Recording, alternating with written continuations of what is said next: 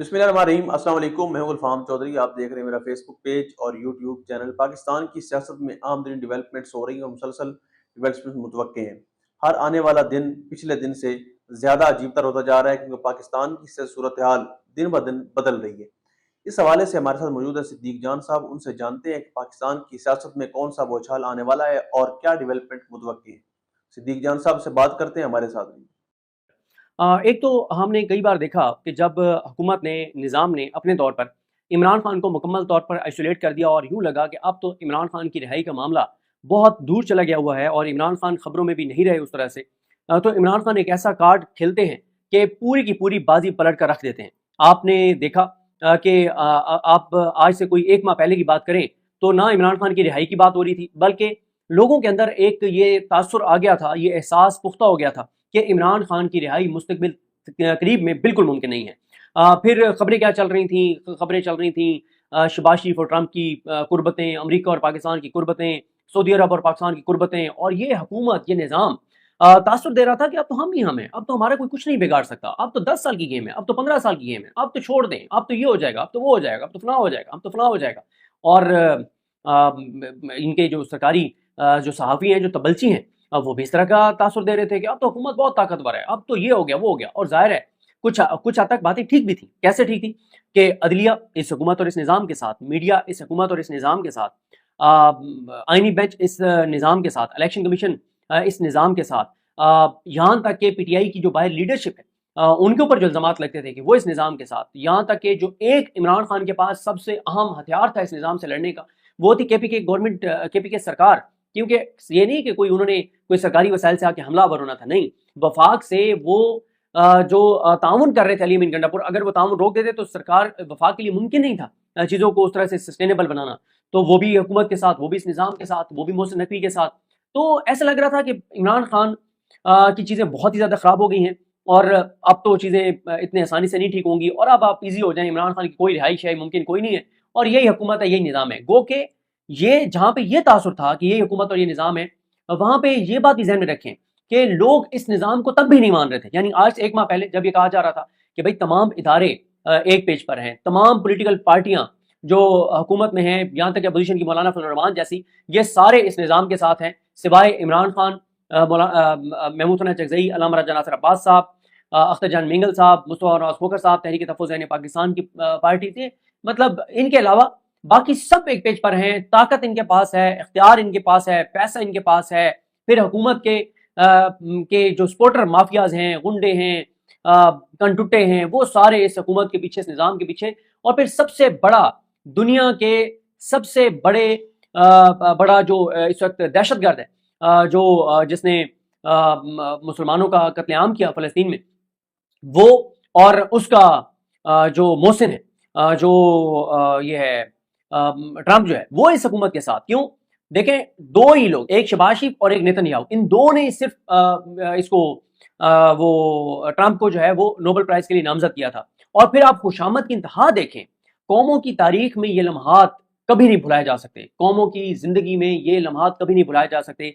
जिस तरह से जाली सही, लेकिन पाकिस्तान का वज़ीर आज़म तो है ना, है जाली, हमें पता है, लेकिन इंटरनेशनली तो वो पाकिस्तान का वज़ीर आज़म है। उसने जिस तरह से खड़े होकर ट्रंप की खुशामद की, वो तो बहसीत कौम हम सब के लिए, हमारा सर शर्म से झुक गया कि ये कौन बंदा है जो जाके और पाकिस्तान की नुमाइंदगी करते हुए इस तरह की छोटी और शोधी जो है वो हरकतें कर रहा है। तो वो सारे, अच्छा, तो फिर शहबाज शरीफ ने अगले नोबेल प्राइज के लिए भी ट्रंप को नामजद कर दिया। फिर अशरफ जहांगीर काजी साहब के मैं आर्टिकल का पहले भी 2-3 बार हवाला दे चुका हूँ। उन्होंने कहा, जब पहले नोबेल प्राइज के लिए शहबाज शरीफ ने नामजद किया और उसके बाद नेतन्याहू ने भी नामजद कर दिया इसको, ट्रंप को, पिछली ये जो अभी नोबेल प्राइज नहीं मिला ट्रंप को उसमें, तो अशरफ जहांगीर काजी साहब ने कहा कि चले, उसकी तो समझ आती है नेतन्याहू की। उन्होंने लिखा अपने आर्टिकल में कि इसराइल मशरिक वुस्ता में अमेरिका का शिकारी कुत्ता है।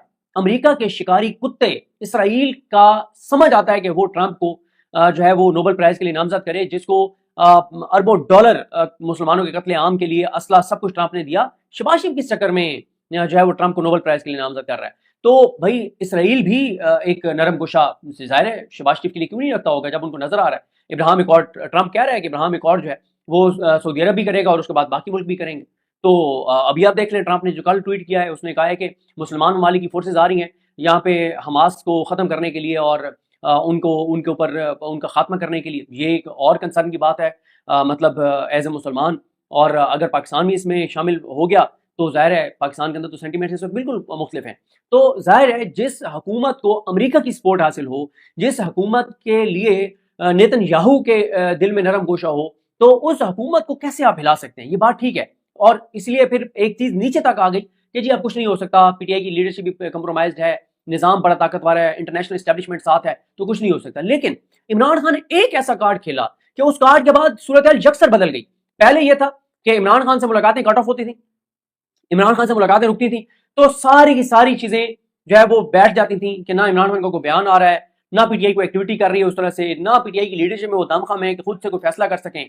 लेकिन इमरान खान ने ये जो अली अमीन गंडापुर को हटाया और सोहेल अफरीदी को लाए, उस वक्त से आप एक चीज नोट करें, पाकिस्तान के पूरे मीडिया के ऊपर सोहेल अफरीदी छाया हुआ है। Imran number 1 Imran Khan, number 2 Sohail Afridi.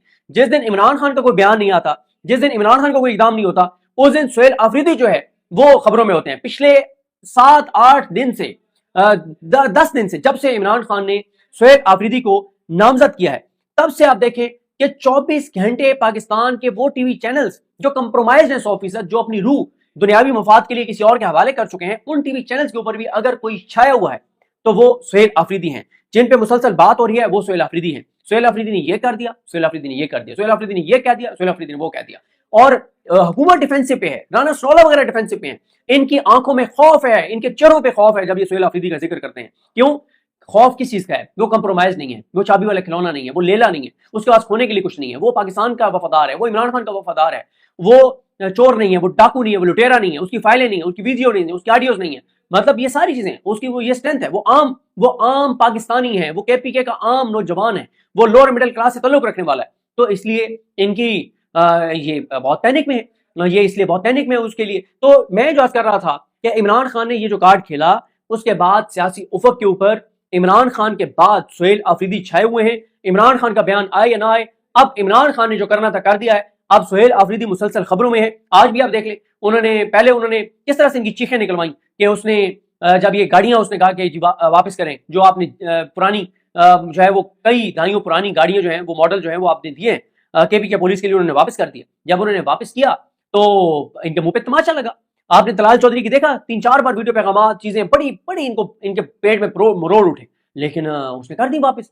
उसने वफाक से ताउन नहीं कर रहा, वो उसका एक तरह से राब्ता मुनक़ता है इस वक्त वफाक का और सूबे का, और कोई वो ताउन इनके साथ नहीं कर रहा, कोई इनकी गलत पॉलिसी को फॉलो नहीं कर रहा, जैसा सलीम गंडापुर हर चीज को फॉलो कर रहे थे। फिर आप शोधापन देखें, वो बलूचिस्तान का सीएम ट्विटर पे भीख मांगता है कि गाड़ियां हमें दे दो। अच्छा, मोहसिन नकवी उसको अता कर देते वो गाड़ियां।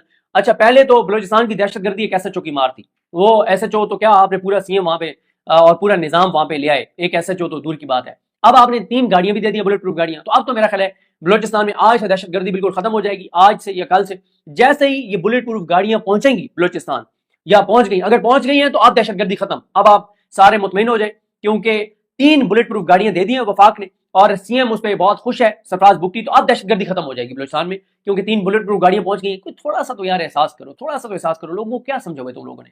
मतलब तुम लोग ये दिखा रहे हो कि बलूचिस्तान के ऊपर वफाक ने बहुत बड़ा एहसान किया कि 3 जो है वो बुलेट प्रूफ गाड़ियां दे दी हैं। क्या तुम बलूचिस्तान वालों को क्या पैगाम दे रहे हो? तो ये छोटी हरकतें, ये छोटी हरकतें। तो बहरहाल जी सोहेल अफरीदी छाए हुए हैं। सोहेल जी बिल्कुल, जिस तरह से आपने सुना कि सिद्दीक जान साहब ने पाकिस्तान की सियासी डेवलपमेंट के हवाले से अहम तरीन हक़ाइक़ हमारे सामने रखे और बताया कि इस वक्त कौन सी कंप्रोमाइज्ड क़यादत है जो इमरान खान साहब की पीठ में झूला घूम रही है और पाकिस्तान की दीगर सियासी जमातों का इस वक्त सियासत के अंदर क्या किरदार है। अब तक के लिए इतना ही। अपने मेज़बान को इजाज़त दीजिए। पाकिस्तान जिंदाबाद।